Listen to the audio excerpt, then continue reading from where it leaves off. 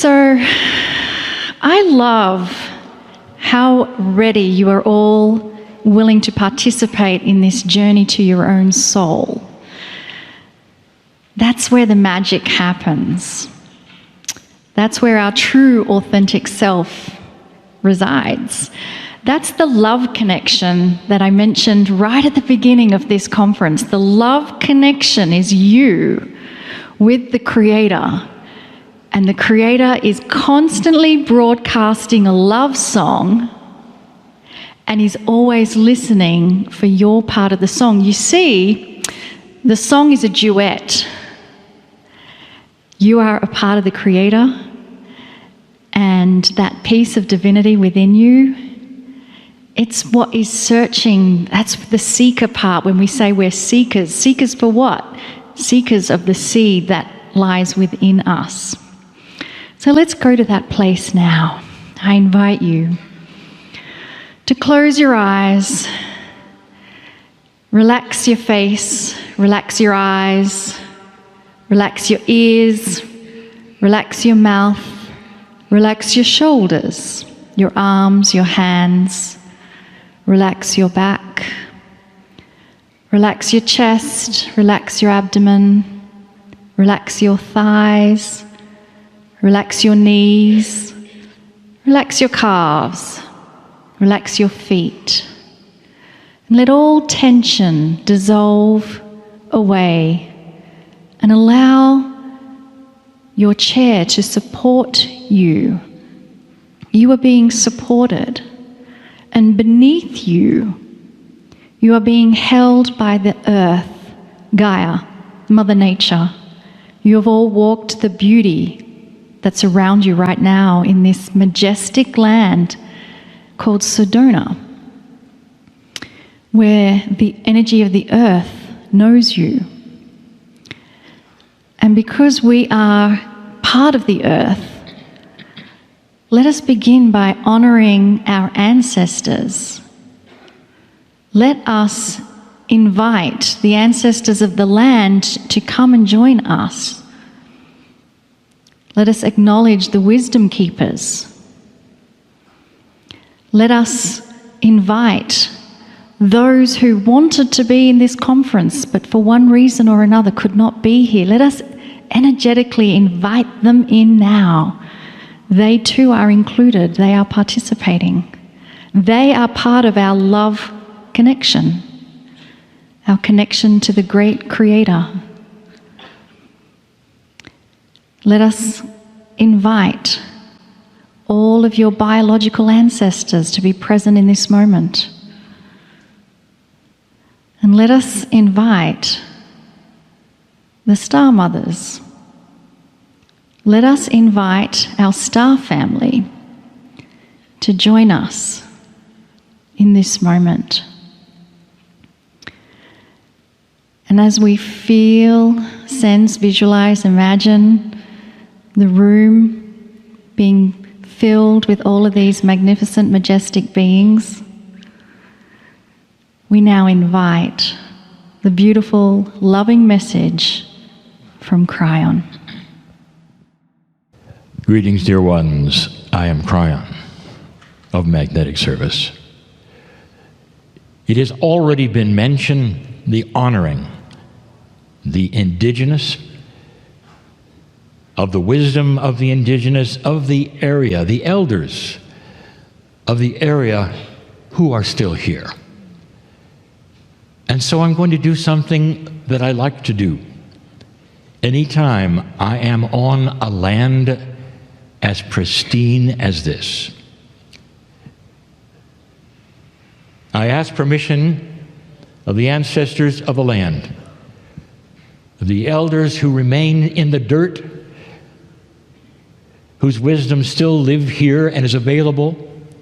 I ask permission to give this spiritual message where you are. I always receive a yes. And it's almost like they're saying, it's about time. This has always been the way it is as we proceed with information, What if, dear ones, the human being is fully equipped with everything they need for mastery? What if they come in this way?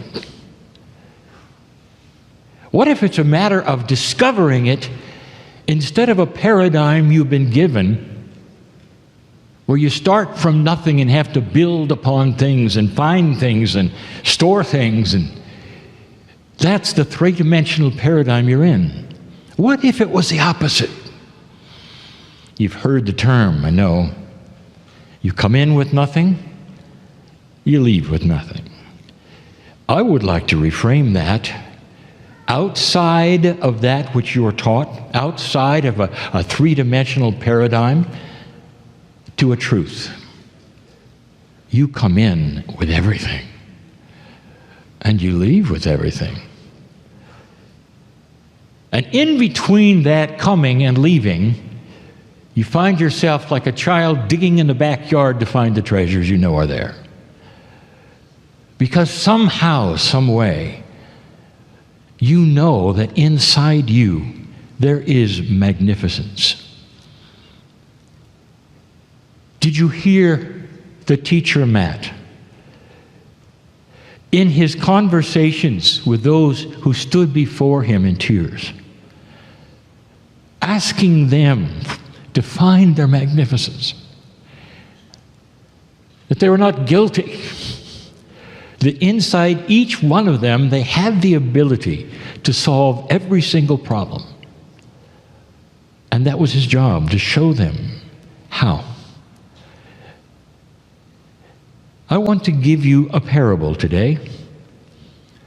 It's still another parable of a man called Woe. Now, every time we do a parable of a man called Woe, we talk to you and say, this is a story. It's an allegory. Never happened. It means something else. And the name Woe can be either gender. Woe could be a woman.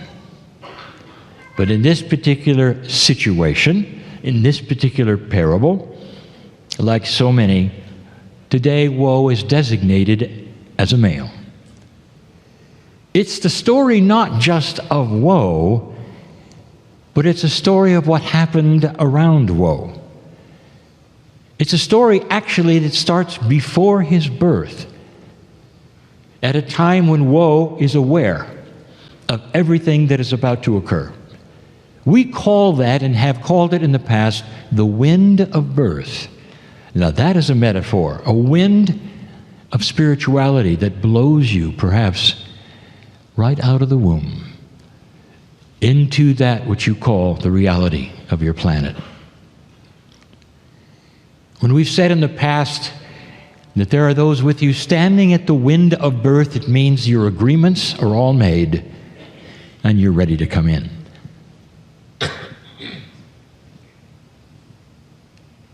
This life finds woe doing well. He's a very common man in your culture, and he thinks very much like so many do. He is okay. He did well in school. His parents taught him well. And in his life, as he grows up, he wants to know what would be best as a vocation. What should he do? The wisdom of his father prevailed at that point in time and said, "Whoa, you have three choices. I will give you three suggestions, Woe, because these vocations, you'll never be without a job. And they are the following: accountant, plumber, and minister."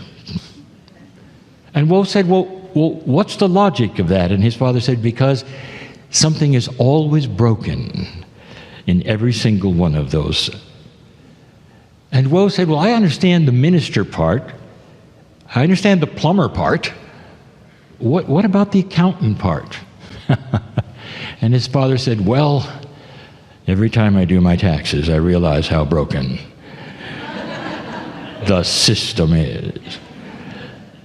Woe became an accountant. He said it was easier than the other two. It probably wasn't. But he was suited for it. Look, Woe was a linear man. So we find Woe in an average life, enjoying himself. He found a beautiful wife.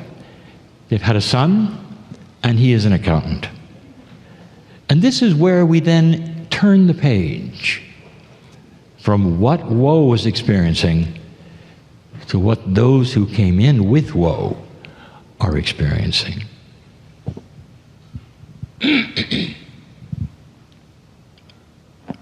There's a group of angels and guides. And you might say, where are they? And the answer is yes. In a multi-dimensional scenario, you cannot identify a place. It's so unlinear, it's disturbing to many. It's beautiful.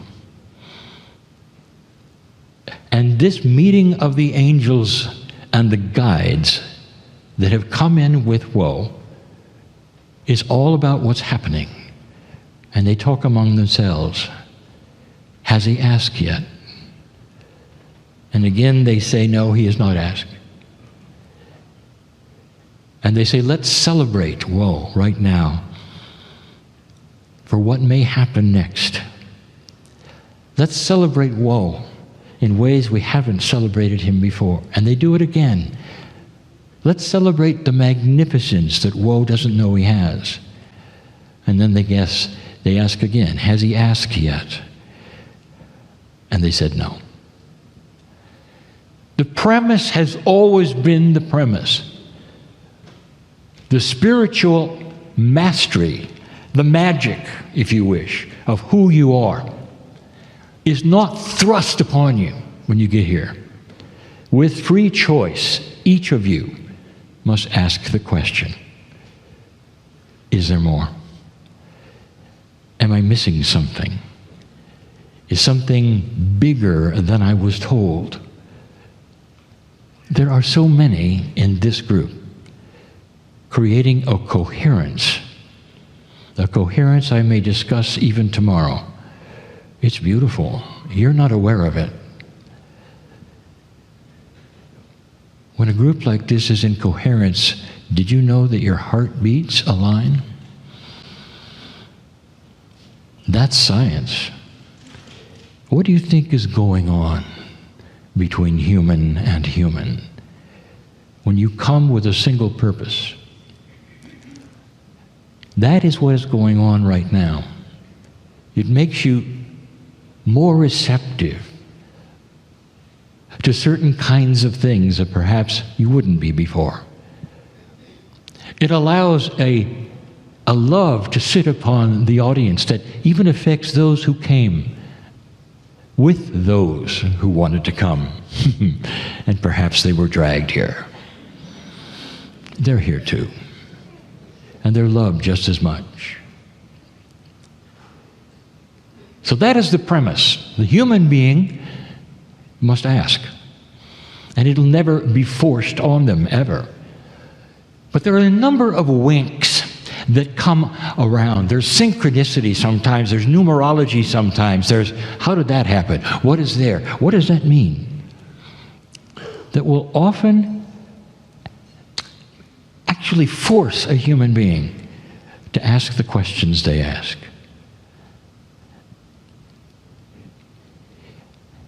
As it is in Woe's life, he is a spiritual man to the extent he wishes to be, to the extent his parents were. Woe takes his family to church. And his feeling about that is not necessarily spiritual. It's more linear, because he counts church visits as meaning something when he dies. He's a good accountant. And that is how he sees it all. He believes in God as much as the next person. next to him, perhaps in the workplace. And he's happy with what he has there and what he's learned there. But it truly is more about the process of going on a regular basis and not about what might be there to learn. And what is there to learn in Woe's church, like so many? Love. But he doesn't receive it. He just counts it. Believe it or not, there have been spiritual discussions, somewhat, even in his accounting office. And they will get together at the water cooler. Tell me about your church, whatever. Yes, I go regularly. Right? There's one group of young accountants that Woe discovered was unusual. And they talked about a God in a different way, and they had no church. And Woe thought to himself, how can you have no church? Where is the structure? How can you count when you have no church? And he knew they were an odd bunch. But they told him, they said, God is inside, I don't need a church. What bothered Woe when this group is they smiled a little too much. They were a little too happy. And Woe thought, well, that can't be right.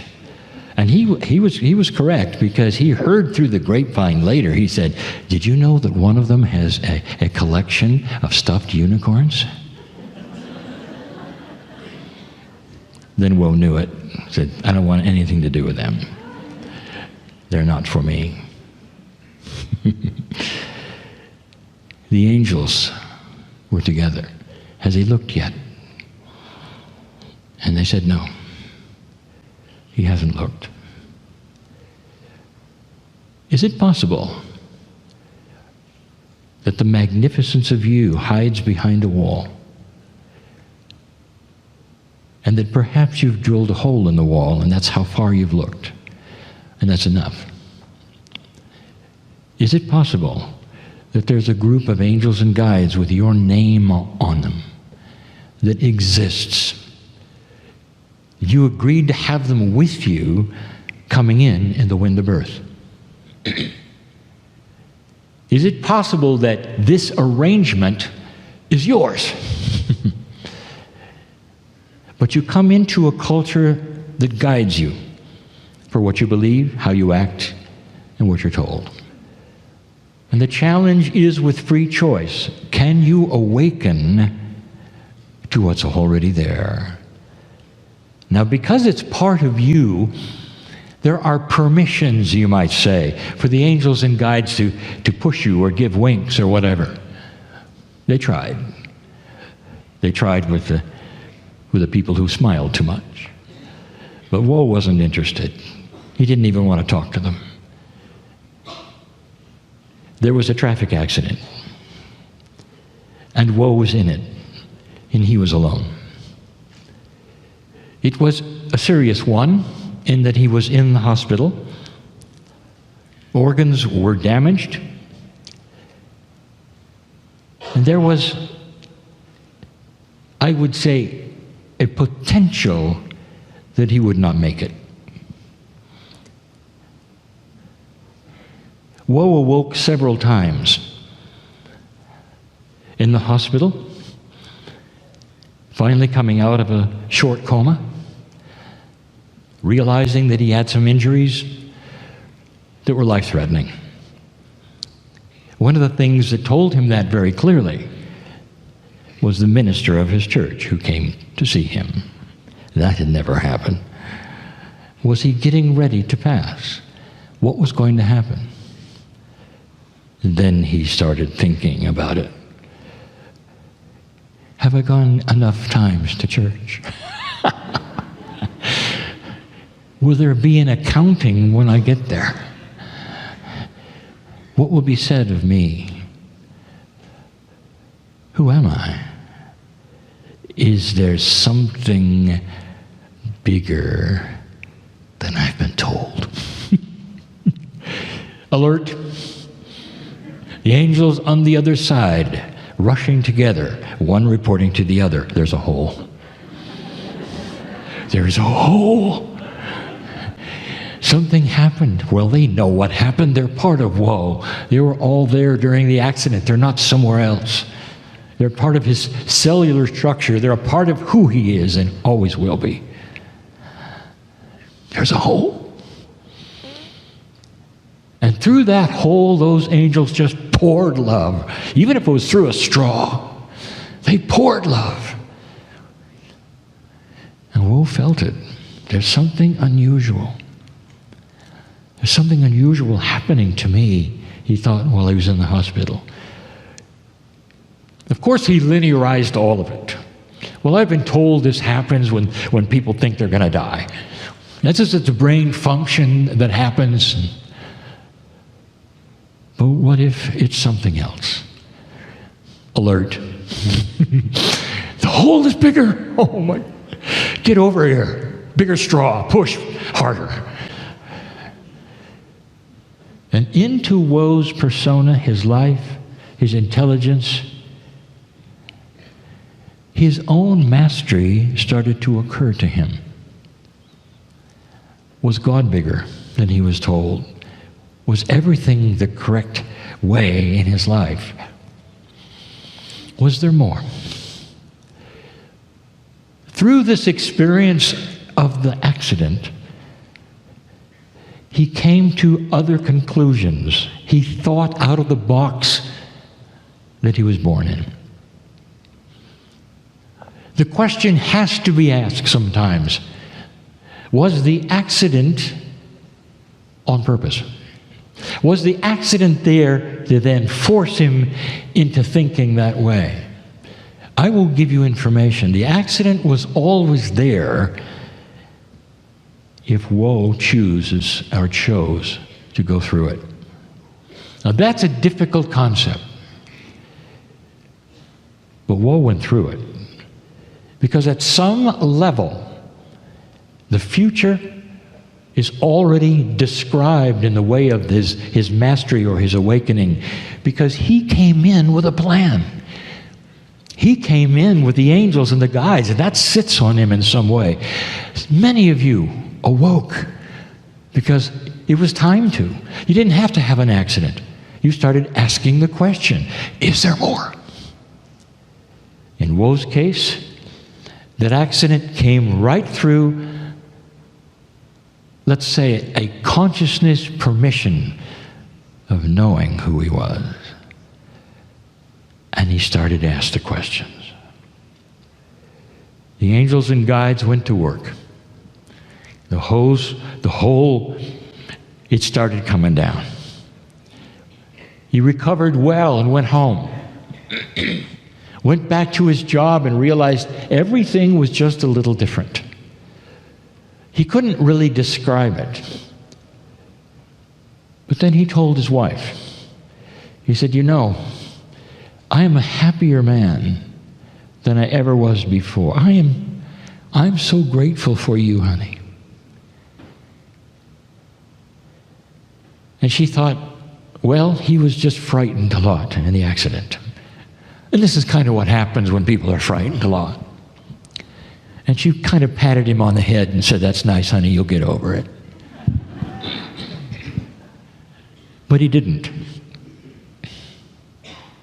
He didn't. Let me tell you what happened next. Woe became a light worker. Woe started realizing and waking up to his mastery inside. His wonderful mastery inside.